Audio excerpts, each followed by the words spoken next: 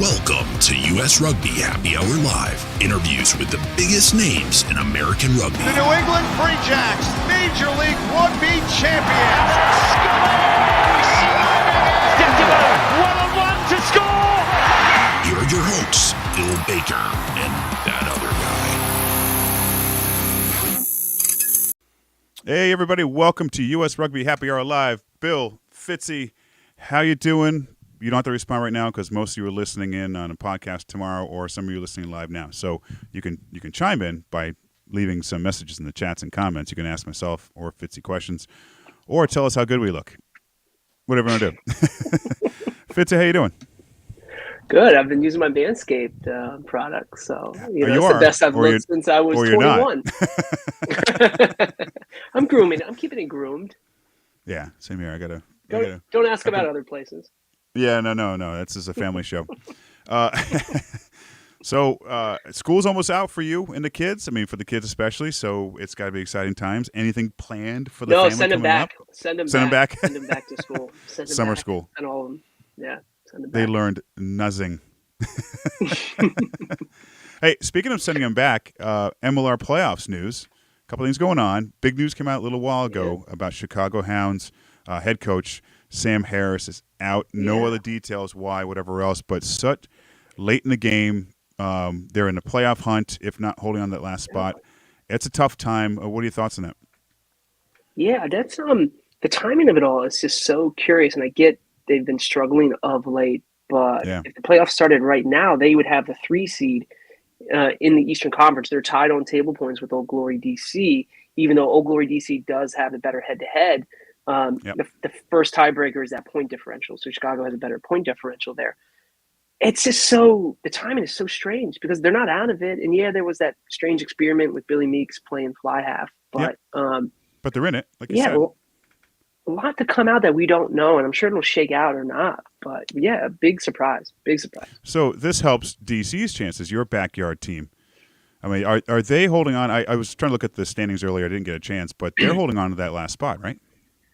They've got the 4th spot. They're ahead of Miami by 9 points, but and they trail Nola Gold by 7. So they do have a shot to try and overtake Nola Gold, and they do play them one more time before the season's out. DC's got Dallas on the road this weekend, and then they've got it on the road against Miami, and they close at home against Nola Gold. So if they're close there could be some jockeying for position there. So still a lot is up in the air. New England's probably locked up that number 1 seed. They take on, I think, Utah this weekend. Utah is on Sunday, Father's Day special, and then Anthem, wrap it up with Anthem, end of the year at home. And I'll be there also. I was there for the first match in Charlotte, so it'll be good to see them wrap up the season against. And Anthem is definitely an improved team since the beginning of the season. Yeah, 100%. 100%. So good luck to all these teams. Also, lastly, before we get into the rest of the show, big news, listeners and viewers right now. USA Rugby has granted us tickets to give away to the Romania and Scotland match this summer coming in July. I got a note earlier today about it. We're going to be pushing it starting tomorrow or the next day. We don't have a lot of time, so do yourselves a favor. Pay attention to @RugbyMorning and @Eagles Overseas on social media and the show each week. We'll tell you how to win tickets. I think it's a great opportunity to see the USA men playing against 2 decent sides. So it's going to, especially Scotland. So it's going to be tough matches for them. I'm excited because I'm going to see you, Fitzy, in DC, already booked. I'm staying at the same hotel as the Eagles, so we're good. We're going to have a great time. But listeners, please stay tuned to that. Look out for chances to win tickets to see the USA men's Eagles play against Romania in Chicago and Scotland in DC. In the meantime, before we get to our first guest, let's talk about our sponsor tonight. Our sponsor is Manscaped. Fellas, blink if you haven't purchased a Father's Day gift yet. Yeah, we thought so. And by the way, Father's Day is this weekend, so you need to get on this now. And I know there's some good shipping deals.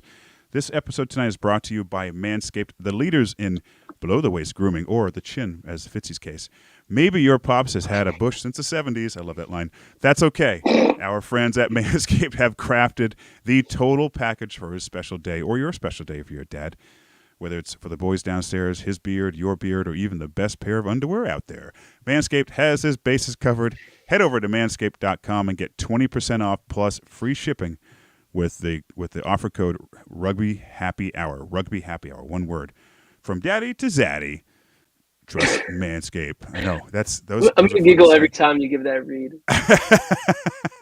And lastly, please check us out on Eagles Overseas or Rugby Morning online social media, and also please follow, like, and subscribe these shows, whether it's a YouTube channel or our podcast. And this show will be released as a podcast tomorrow. 2 separate shows with our 2 guests tonight. So, with that said, man, let's do it. What do you think? What do you think? It's time, right? Let's go.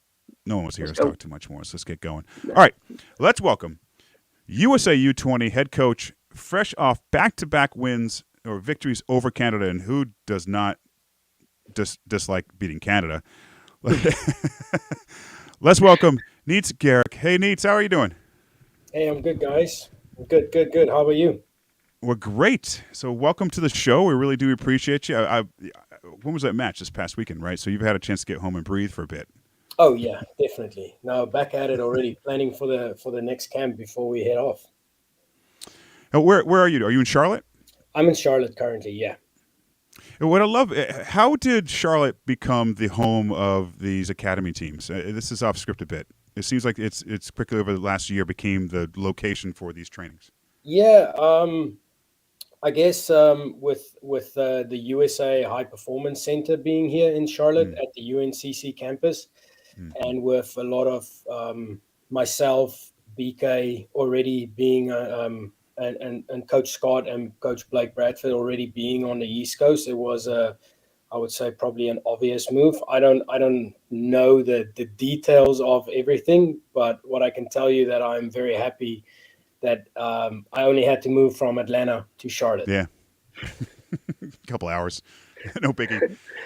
So before we dive too much more into rugby, our crack research staff, a.k.a. Wikipedia, we found that you played a bit of cricket back in school. Yeah. How about that USA win over Pakistan? I mean, yeah, that's right. Deal. That was massive. Very, very surprising. Actually, on the day as well where we played Canada the second game. So no, it was awesome. Yeah, that's great. I don't know anything about things you and I have in common. Fitzy, I think we have a few things in common here. We both played cricket. Well, I played between a couple of rugby matches in the South just for fun with my teammates. I played a little cricket. Yeah, you did too. Okay. I played tried rugby Atlanta. You did too. Yep. I got my Atlanta white shirt on. That's it. So that's all I got in common with you. But you moved to Atlanta years ago, okay? And you had time with the Rugby Atlanta. You were coaching life, assistant coach, etc. Did you play for any clubs before playing for Rugby Atlanta? Well, yeah, I played for the live club team. Okay, yeah. Yeah. The men's side. I played for the men's side from middle of 2016 when I arrived, basically straight off the boat. Played my first game, I think, 2 weeks after I landed, and then kept playing there till 2019. How about that heat down there, huh? The humidity. I mean, you got it in Charlotte too, but how about that? That was the toughest part about playing in Atlanta. It was definitely a learning curve or adjusting to the humidity. Right. But it was good. It was a great experience. I mean, playing rugby, coaching rugby there in one school, it was definitely fun. It was an eye-opening experience. Bill, I was surprised. I thought you were going to bring up your rugby playing experience because Neets, that's what Bill does. Bill always mentions that he's played. That's like that's his gag. It's about me. But I'm surprised Bill didn't bring up. You guys could have crossed paths at some point on a rugby pitch. But Bill, I think you might have a couple more years, gray hairs. A little bit older. Neets. Yeah, probably. Yeah. Probably. I played old boys for a bit. Yeah. Nice, all good. All right. But now we're old. Go on, Fitz. Yeah, I guess I should use that Manscaped product more so I can get rid of that. Our next sponsor should be Just for Men hair gel, so we can just dye it so I don't show my age. But anyway, Neets, for those who are not familiar with your past, we touched on it a little bit there, but I guess talk us through, how did you become the head coach of the USA Men's U20 team? Good question there, John. So with everything happening here in Charlotte, last year I moved from Atlanta to Charlotte, and I knew I was going to be my job title was sort of forwards coach of the Pathway USA Pathway men's teams. So it started off with the the Hawks last year. And then when the Hawks finished, the U20s started straight after that. So I was the U20s forwards and defense coach last year when we went to Kenya. And so it happened. I mean, with Coach Kyle, that was the head coach last year. He's a Dartmouth coach, and Colton, who's Coach Colton, who's coaching at Harvard. I mean, those guys have so much on their plate. I think and I was already here in Charlotte, and I had a great experience, and I started it with Brendan and with Scott as well. So I love working with these guys. These are the type of players I enjoy working with, and so be it. I got the call, and yeah, I was ecstatic to be honored with the job. So yeah. Yes, I mean, like, this next question here, right, is we love talking about the pathways, right, like building towards the future. Rugby World Cup 2027, of course, 31 when we're hosting here, and then women in 33. But when you talk about the pathway program, right, like US, this, it's massive, right? It's a much harder geographic area, say, to cover than like in England or France. In Australia, similar thing, right? Like massive land. But talk us through just how the pathway program works in terms of like, how do you like look under all the rocks to find these rugby players out there in the US and get them up through the Eagles program? Yeah, that is there's a ton of legwork that goes into it, as you guys probably know already. I mean, we've got Brendan works his butt off to scout all these youth players and all these high school players, and that's sort of where it starts. I mean, here in Charlotte, we've got the great Charlotte Cardinals, who just won the high school championship. So we've got a good program here in our backyard. But then you take a look at the California guys, and there's some guys up in the Northeast that's got very good high school programs, and that's where the guys sort of get picked up. And then some of the good guys, they'll go, the better players, they'll get selected to play for the U18s, and you sort of want to keep those players on your database. And then you got to use your top colleges as well to use their scouting ability. Look who's the freshman that comes in from their point of view, and then you see who stand out in the smaller colleges from the NCR point of view. So, I mean, long story short, it's a lot of film. It's a lot of film, and it's a lot of asking people who you trust. What are your thoughts regarding these players? And as you know, John and Bill, as you said, it's a massive geographic. It's you got to go all over the place to find these players, and then you get also some of the players who go play overseas. At the end of the day, you're picking a U20 squad out of players who's playing not just in America, but who's also playing in Australia, in England, in Ireland rugby. So, and then through word of mouth, you hear about guys that were born here that's playing rugby somewhere else, and that's how you just reach out, and that's how you build a new connection to find another few players who you wouldn't even have known about unless their name popped out somehow. And that's how that's basically how we got this team together. There's a few guys that wasn't even on the radar, but somehow it comes up, and all those contacts we keep in touch, so we know, all right, let's make sure we stay in touch with these people, so we can throw out a big net, and we can make sure that we cast wide, and we can get the best players in. And what impact are the MLR academies? So, San Diego, New England have two pretty good academy programs. Does that make your academy level, your U20, U18s, whatever, does that make it easier for you? Those programs? Absolutely. Yeah. Absolutely. Yeah. We I know there's a few guys in our squad that played in those academies, and it just validates all right, the players are actually in that academy. They're getting good coaching, and then all right, they've been in good hands, so you can trust that process. So let's go back. So last 2 weeks against Canada, qualifications for the World Trophy or World Rugby Trophy.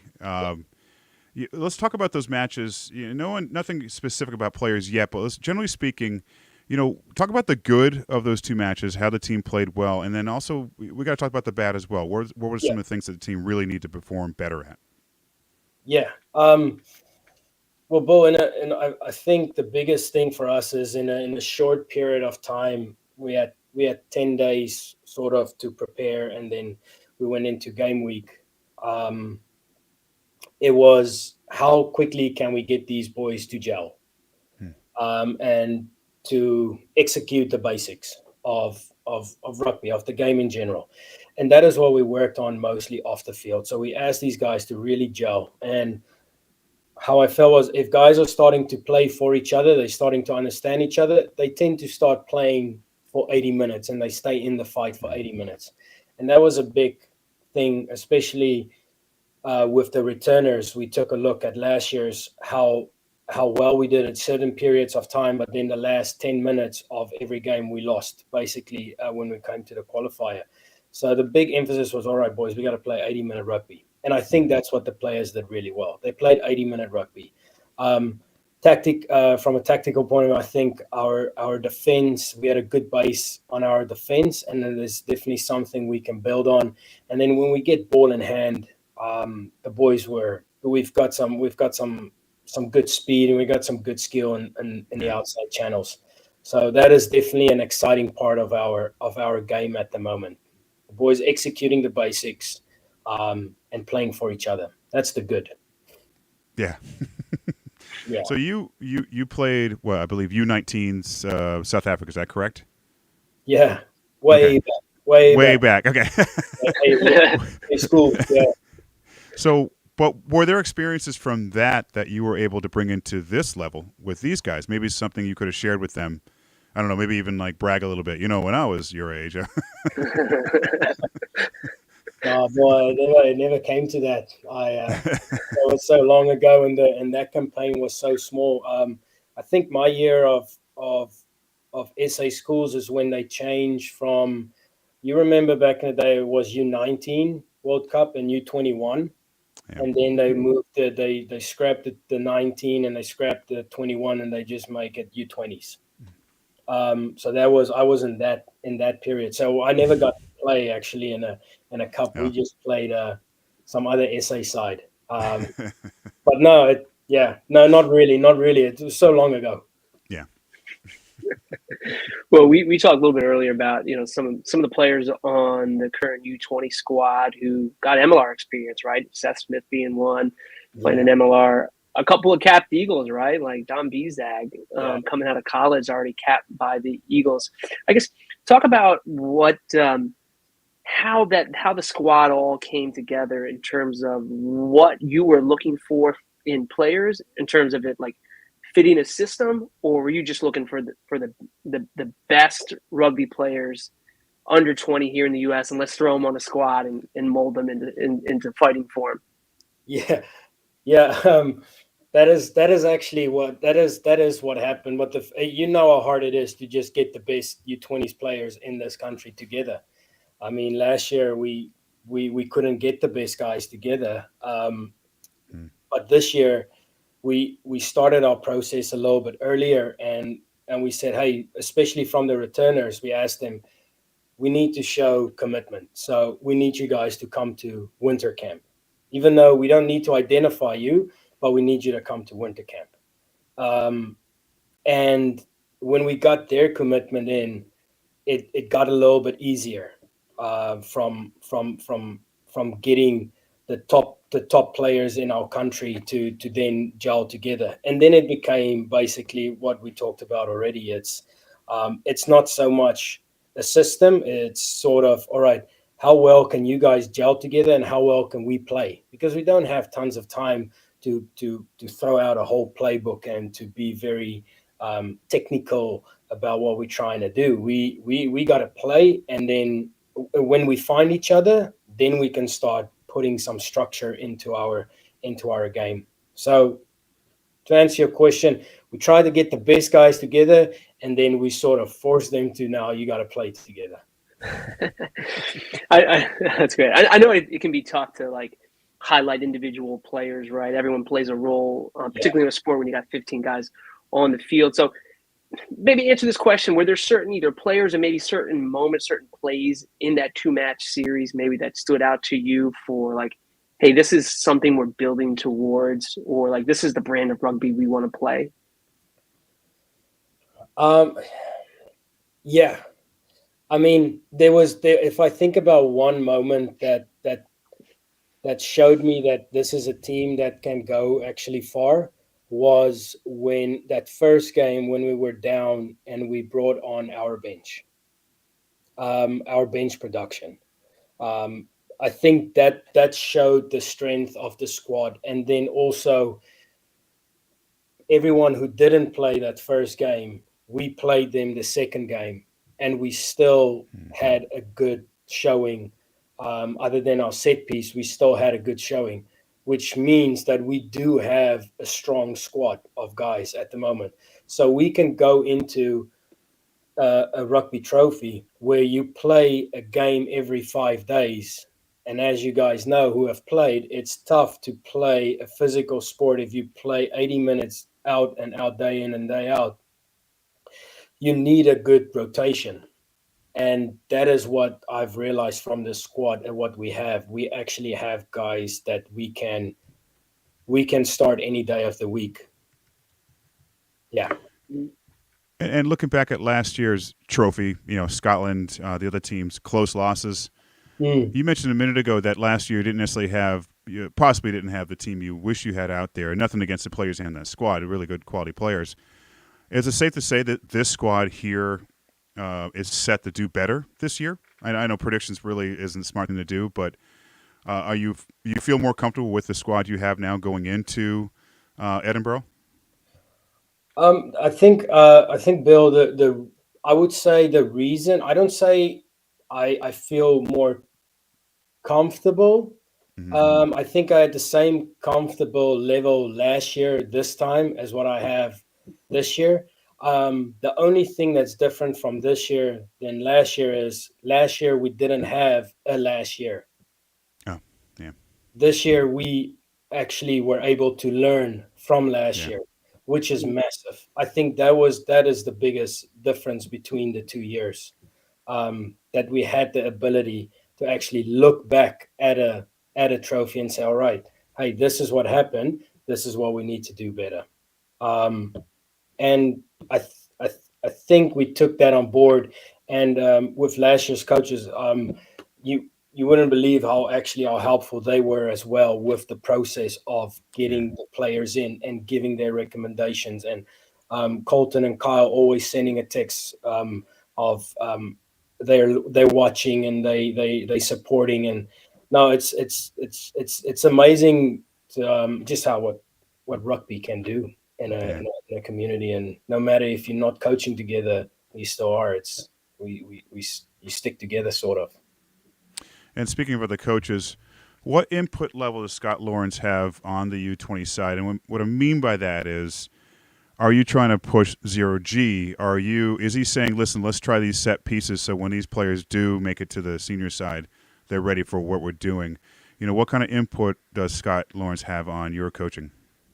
Well, a lot. Obviously, Scott's got a lot of input, and I know after our first game, we sat down with him and he asked, "What are we working on?" And that is what I love about working with Scott. He's invested in us, so there's a lot of input from him and guiding us into making sure that we cover the basics and cover the basis so we can set these guys up for success. From an Eagles point of view, it's more about the fundamentals that I would say. It's that mentality of love what you do, work for each other, and do it with energy every day. Just that love, work, energy. And obviously with the Project Gemini, that's that we are all falling underneath that. So long story short here, he's a lot invested, and we're trying to push the Eagles the Eagles way of playing rugby. Yeah, I guess so. So he's related to that.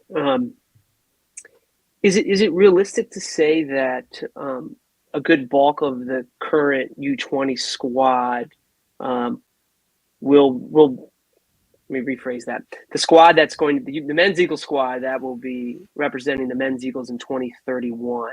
Is it realistic to say that a lot of those players will be coming from this U20 team, so making their way up? I would like to believe so. Yeah. Okay. I've coached a few young players in here in America, and there's some talent in this Yeah. squad. I don't want to say yes for certain because you never know what can happen. But I look at this squad and I think to myself, if these guys stay on track and they stay disciplined and they actually put their heads to it, I think there are a few of these players that can wear the national jersey or the men's national jersey one day for sure.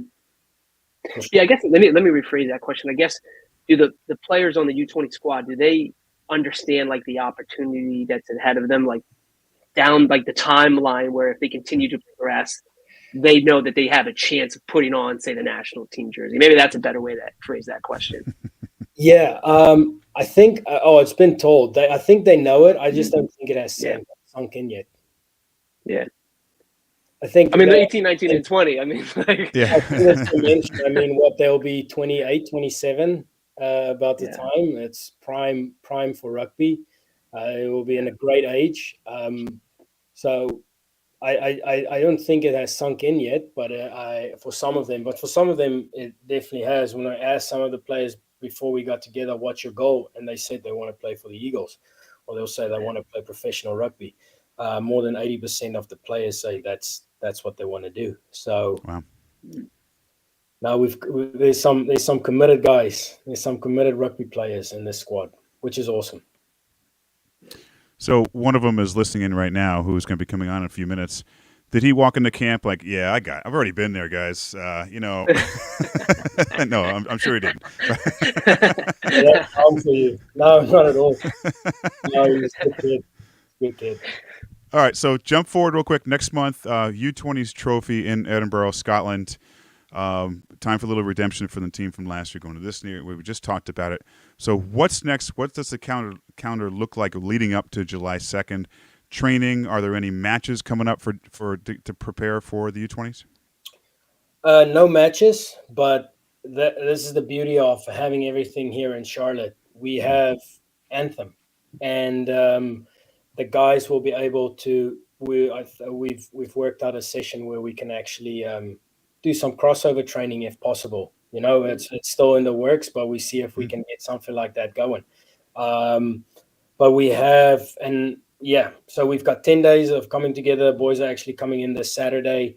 We'll have another seven training days, and then the 27th, I think's a Wednesday. Then we fly out. Wow! And how long in Scotland? Is it 3 weeks?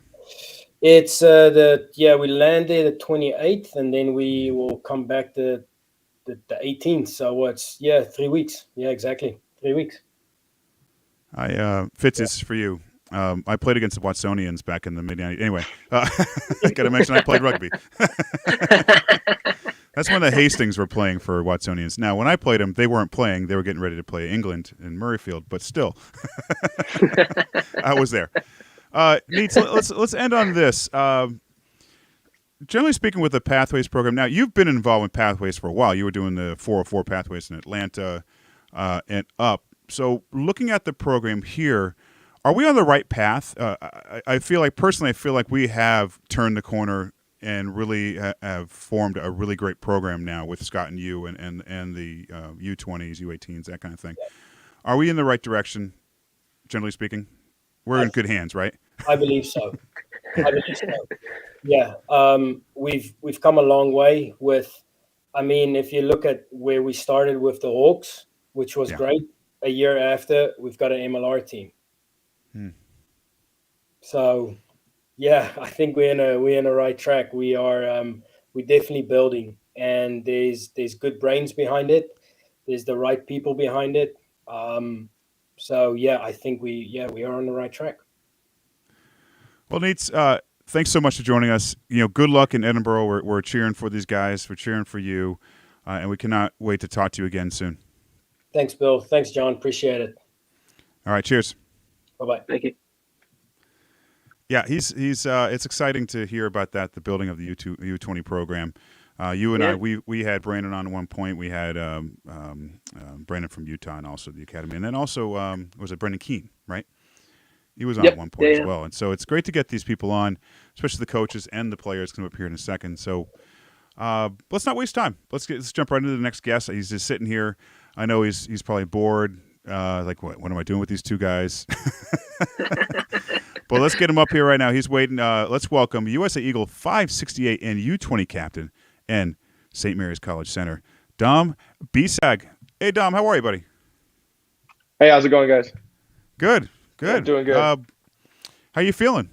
You recovered from last week or last 2 weeks? Finally recovered. It was a good time up there in Washington and in Canada. Took a second for the body to reset, but I'm feeling good now. So Fitzy has something to bitch to you about. Remember what that was, Fitzy? No.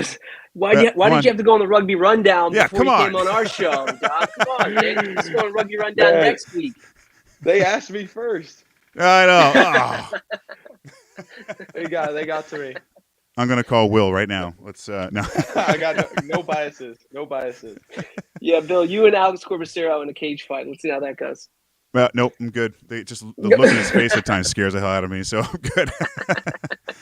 So, Dom, I'm pretty sure school's been out for a month now, but I was asking if you'd miss any classes to prepare for the trophy qualifiers against Canada, or did you have to get like a note from Neets to miss classes?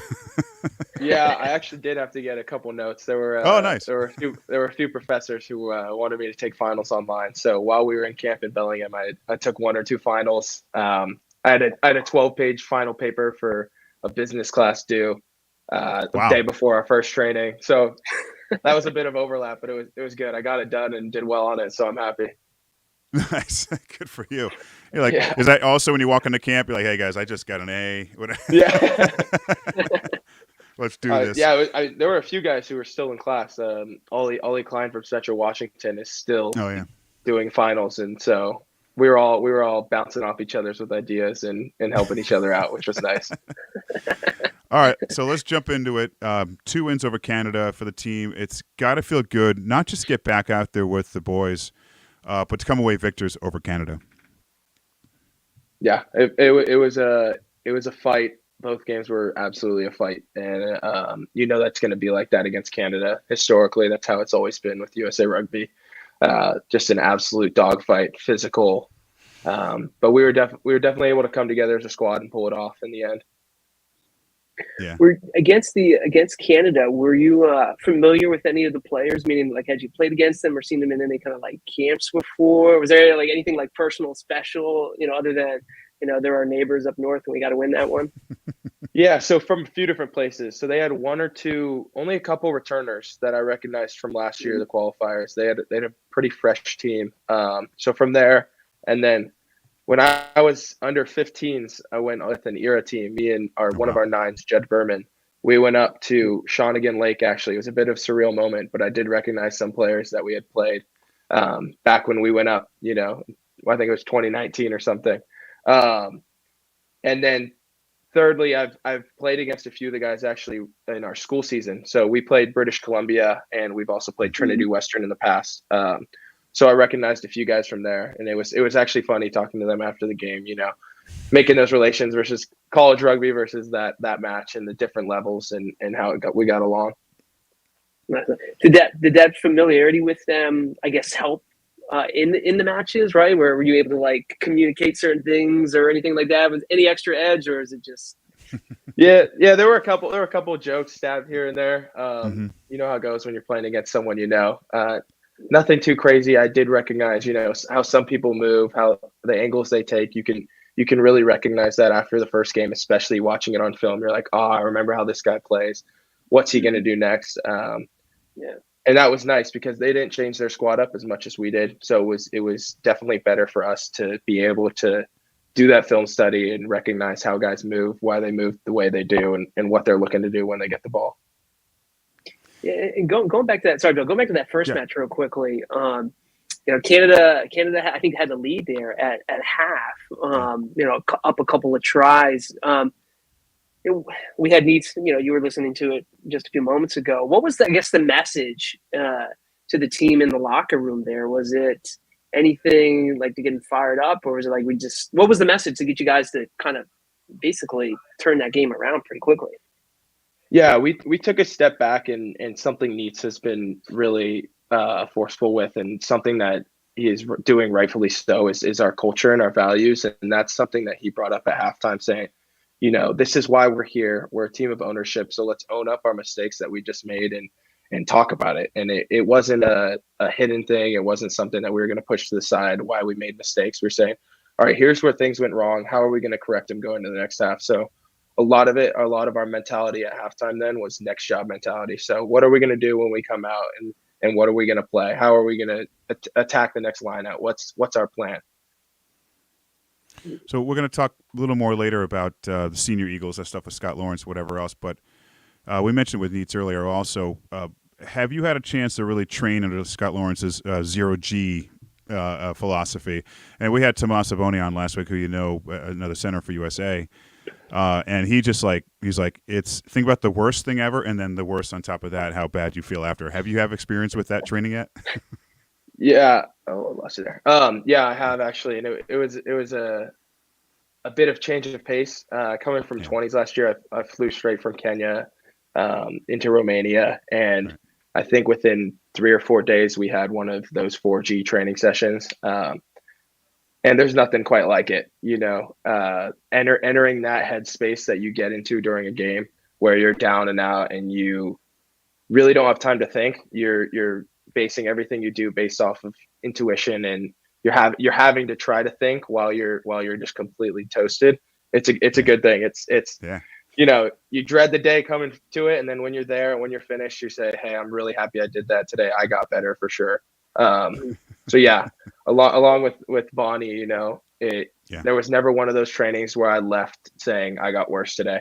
It was always, I did something here where I felt like I got better and the team got better as a whole. After every one of these shows, I say I got worse today.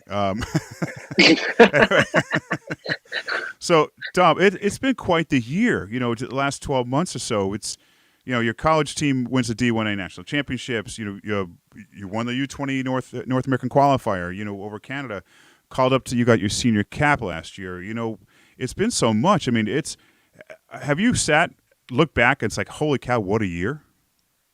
Yeah, that's definitely something that's crossed my mind. I've always been a go, living in the moment type of guy, trying to just constantly get better. But I think after these Canada games, having a couple of days where I get to get home and see my family and really just reflect on this year, I really do feel blessed, and I just feel so thankful and so lucky to be where I've been. And part of it's like, I know I did the work to get there, but a lot of it is just thankfulness, gratefulness, and feeling blessed to have the opportunities to be where we got to, and just having the coaches and the support system, my dad and everyone around me who really wants to, see the full potential come to life. And yeah, it's something that I can't say without smiling. It's a pretty cool feeling, and I just want to keep going up.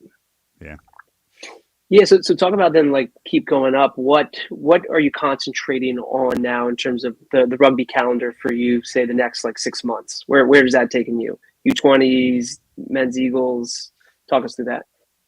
Yeah, I mean, I'm not quite sure what the future has in store for me as far as the next few months. Right now, the main focus is Scotland and finding a way to make the team better and have the team perform better than we did last year in Kenya. And just building on what we had these past few weeks in Canada. So right now, that's where my mind's at. I'm focusing on next job mentality, right? It's the same stuff that Neets and Scott's drill into our brains. It's what's next. We can't be thinking too far ahead. If it's the 45th minute right now of this year. I'm not thinking to the 70th minute. I'm thinking, all right, in the 46th minute, what's the next job that I have to complete? And right now, that's getting to Charlotte, training, getting ready for Scotland. Yeah. Yeah, and speaking of U20, right? So last year you mentioned, the close matches from last season. I guess, what did you take from that experience last year to build on for this year so that you guys can have a better showing, say, in Scotland?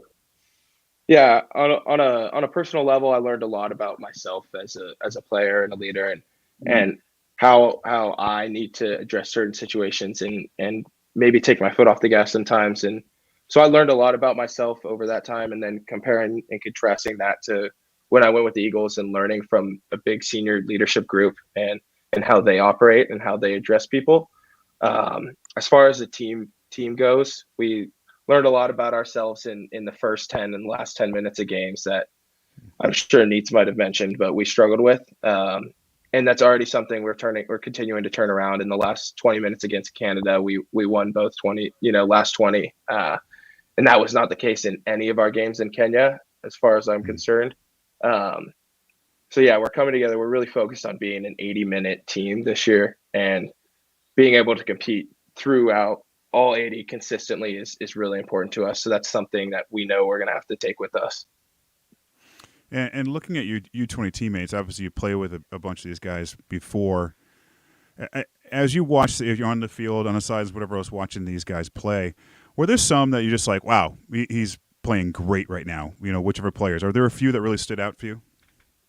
Yeah, I mean, Canada was an awesome realization. Just sitting back and saying, wow, we got the right guys here. Mm-hmm. It was really fun. It was a good thing to see. I was very impressed with Seth and his work rate, and that's the thing you feel when you're out there with a bunch of different guys and you're playing. You feel who's working their ass off.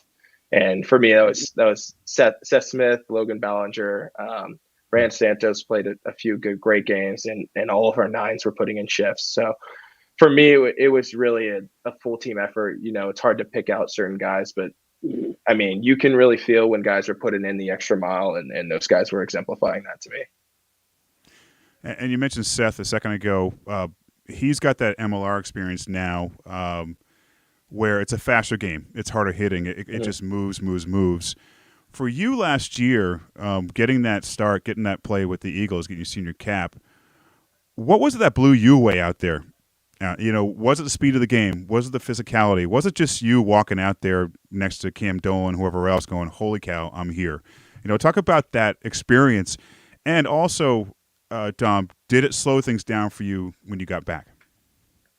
Yeah, it's totally it was a surreal feeling, right? Walking out there with all the lights in Georgia, and the moment I'll never forget is in Romania, that same 4G training I was talking about. They were having me do some almost mock attack for Romania, how they attack, and I just had a few carries where I think 3 or 4 where I got held up right in a row, and I was like, okay, well, this is big boy rugby. These guys are stronger and they hit way harder, and that was also something in Georgia that I realized. One of my first carries, I got hit, and I was like, all right, these guys are bigger, they're stronger, they're faster, and the pace of play, right? The ruck speed is so much quicker, and I mean, I haven't looked at it logistically, but I could tell. The speed of the game, the ruck speed is a few seconds faster. So definitely coming back to school was a bit of it was slower, but it was a way for me to work on different things in my game. So I had a lot of conversations with Al, especially about if the pace of the play is going to be slower, how am I going to be able to see the field differently? How am I going to be able to hit a ruck correctly? How am I going to be able to take correct angles on attack because the game is slowed down? So although it's slower, I wouldn't say it's almost easier.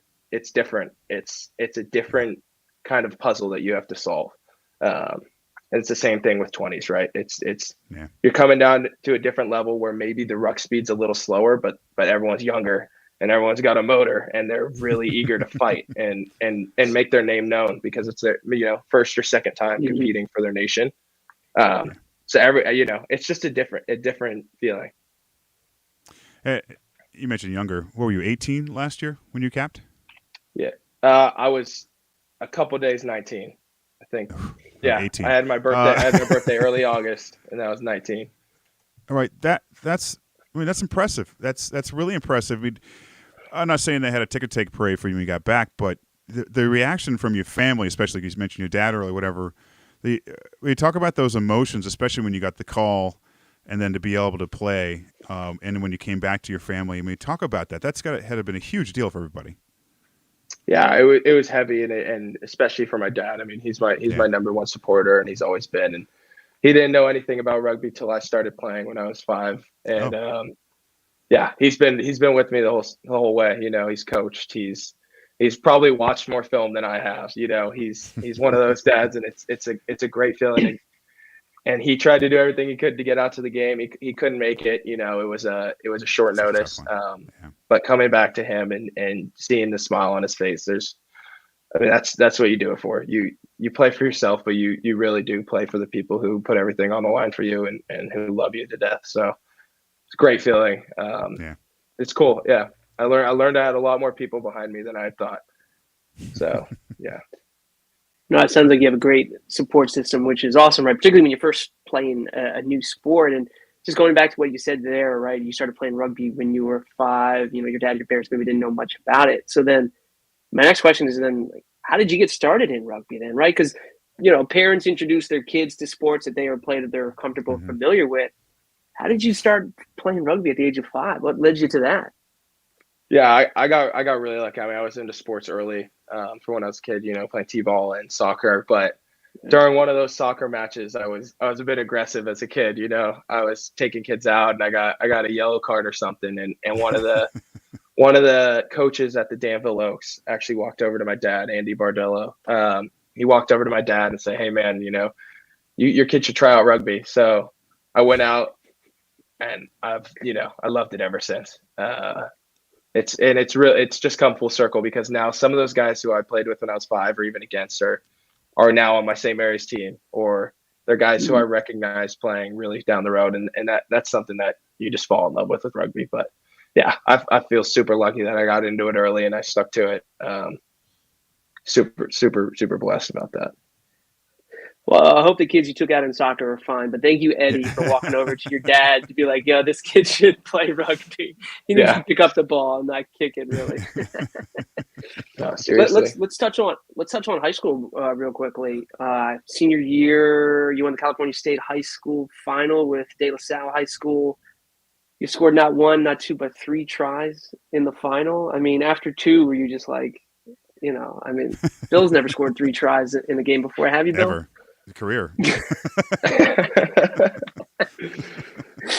I guess talking through. Talk about your high school rugby experience. Yeah. That was a pretty influential year for me because going before that, I was with the Danville Oaks for 11 or 12 years. That's who I played with for freshman, sophomore year of high school, and then COVID happened, and the club kind of got shifted around. So at Danville, I was being coached by Chris O'Brien, my current coach's brother. Who's now at Cal Poly. So learned a lot from him. I'll give everything to the Oaks. They were my everything. But Chris ended up leaving, taking the job at Cal Poly. And I kind of saw an opportunity at De La Salle to play with some of my friends from school.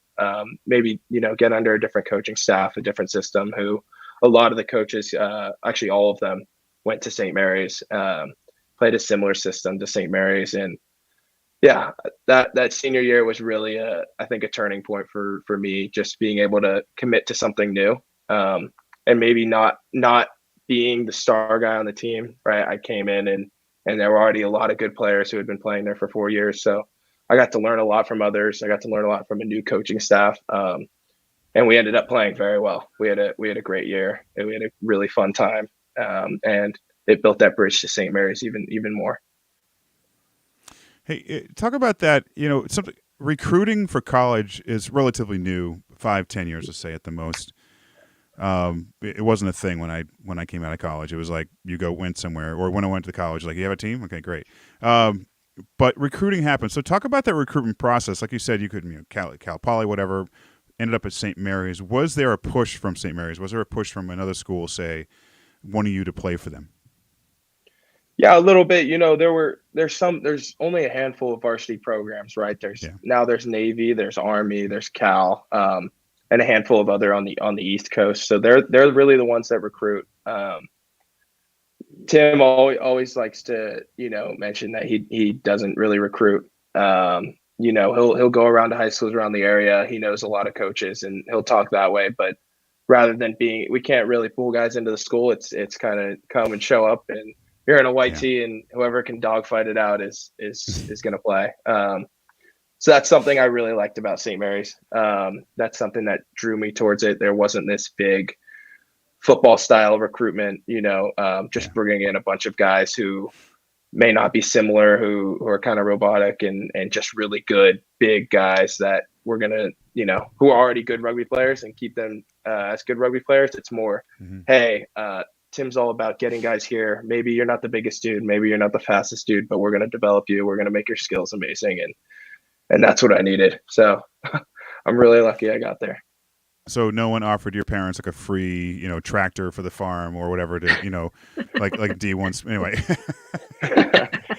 No, not quite. Not quite. All right. So we talked with Neets a bit about some of the MLR academies, Free Jack, San Diego Academy, or San Diego Legion Academy. You spent some time with them. Are you still involved in that, or was that prior? Yeah, that was mostly prior. That was mostly high school stuff. It was a really a good way to just get playing, and it was cool. I got to know a bunch of the San Diego guys who now we're playing with, and on either the men's or the U20 side. So yeah, that was a really good time. It's a good thing they're trying to do with the MLR academies, because something you see overseas in those very successful leagues, and it's something that's worked previously in other sports such as soccer. So it's a good thing to do. It's a good thing to get people to start playing at a higher level at a younger age. So I'm all for it. I had a great time when I was in it, and yeah. Was there anything that stood out to you at that level that you learned that, these people with accents are talking to you how to play road rugby, whatever? Is there something back then that the academies offered you that you just maybe you weren't getting at the high school level with your high school coaches? And nothing against your high school coaches, of course. Yeah, no, I mean, I was so blessed with all the high school coaches that it wasn't that much of a coaching level difference. It was more an activity with players that are probably a higher caliber than you're going to get in your smaller pool, right? So you have a smaller pool when you're with your club, but if you're down at San Diego Legion, there's guys coming from all over the state, the academy, and so you're getting a pool of typically better rugby players, and so you're around guys who are better than you. And not to mention, San Diego Legion also had a bunch of players out. So they had, Ryan Mattias come out and coach us, and Nate Augsburger come out and talk to us. And that was great, getting involved with those guys early. That's something you learn that you're not going to get from high school. You're not going to get from your club. Yeah, Dom, speaking of professional rugby, right? A number of U20 players on MLR rosters.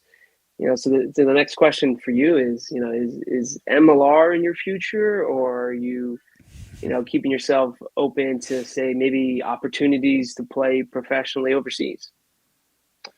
Yeah, I've always been a person who wants to reach my full potential as a rugby player, and as just a person as a whole.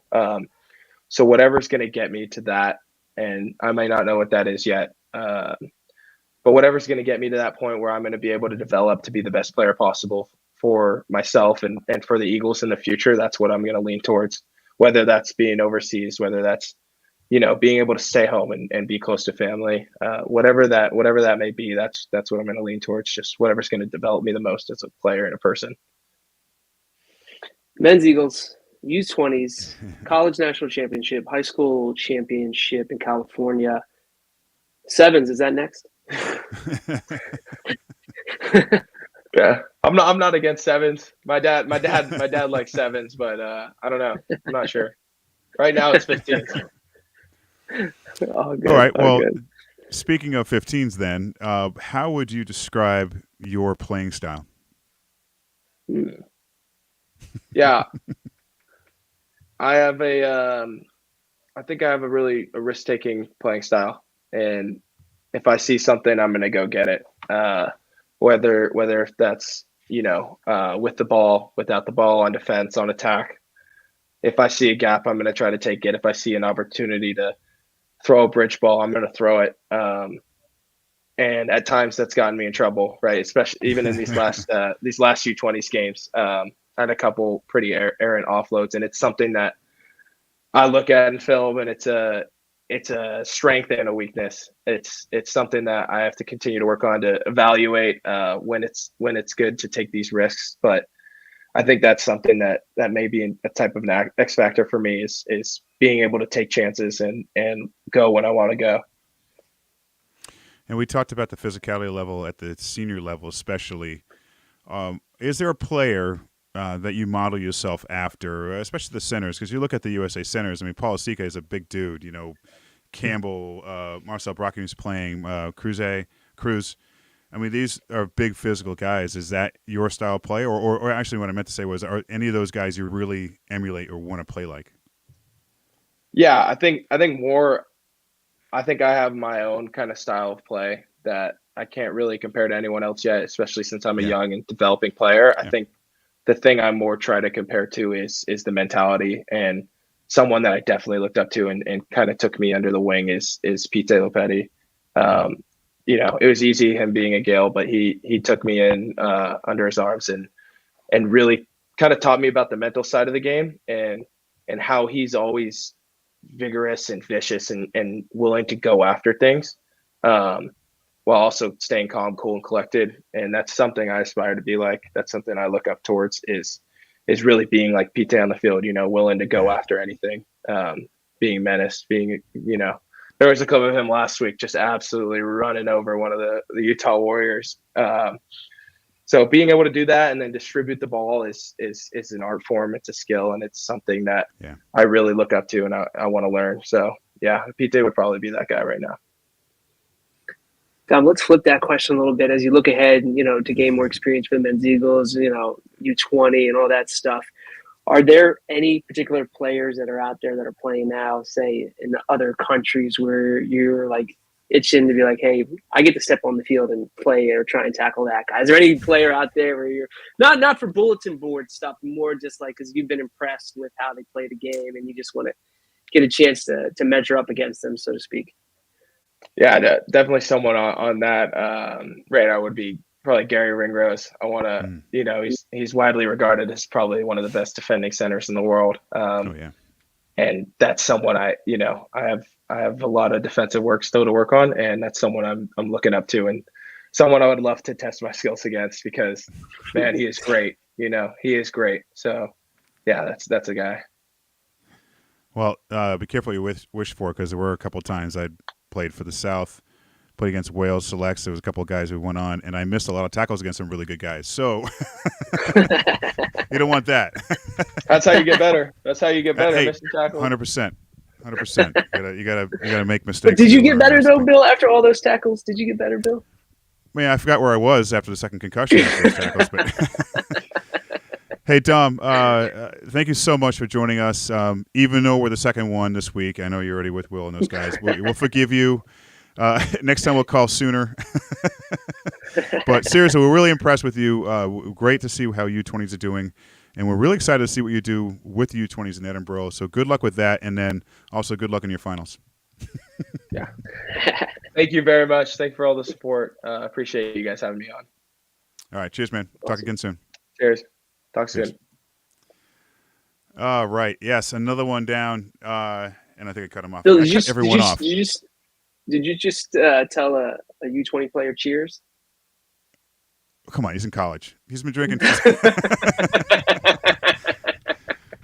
Yeah. Scott and Neets are not listening. Cheers. Water. Cheers. It's rugby and he's in college. Come on, do you remember those days? At least we're not doing this interview when he's doing a keg stand or something, or doing a Zulu Warrior. I don't know if people do those anymore. Two good guys, Fitzy. Neets Gericke, Dom Besag. Like I asked Neets, I really do feel like the academy level U20s, U18s are really in a good direction for us right now.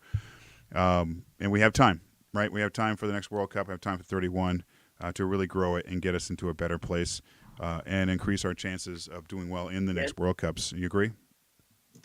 Yeah. I loved hearing what Neets was saying about guys are showing real true commitment, right? And what Dom was saying about you can see the guys that are really putting in the effort, right? So, like, I think that's what we need going into 27-31. We need some rabid dogs that are foaming at the mouth that want to rip people's heads off, because that's how you win rugby games. Yeah, and Dom mentioned Mattias and Augsburger. Those guys are playing at a young age also. So we're getting more and more players in this level who've been playing since a young age. And this is that era growing up that we've been talking about for 10 years or whatever. Maybe not you and I specifically, but generally speaking, their majority of these players are playing now as kids. They're not just starting in college. There are this few obviously that still do, but I think it's extremely important. It's you look at other countries, and you always, they've been playing since they were born. Well, we're getting there. We're getting players playing at a younger level, and that's exciting to see, and it's great to see. With that said, though, excited about next month and waiting to see how they do in Edinburgh. I'm also really excited to see how the USA Eagles men senior side do against Romania and Scotland. I'm going to assume Scotland's not going to bring out their second side this time. They released a little bit of their roster. Yeah. Yeah, I didn't see it yet. I have to check that out. But no, they'll be tough matches. It's going to be hot. July, DC. It gets warm down there. So I'm excited about that. So, with that said, guys, listen, check us out online. Check us out at eaglesoverseas.com or at Eagles Overseas on social media, Twitter, Instagram, Facebook, etc. And also at Rugby Morning online as well, social media, and rugbymorning.com as well. We have newsletters you can subscribe to. And also, please follow us, like this podcast, follow this podcast, and don't be afraid to leave comments and reviews and share this show with your friends. Thank you all for listening in. Check us out next week, and we will see you again soon. Thank you.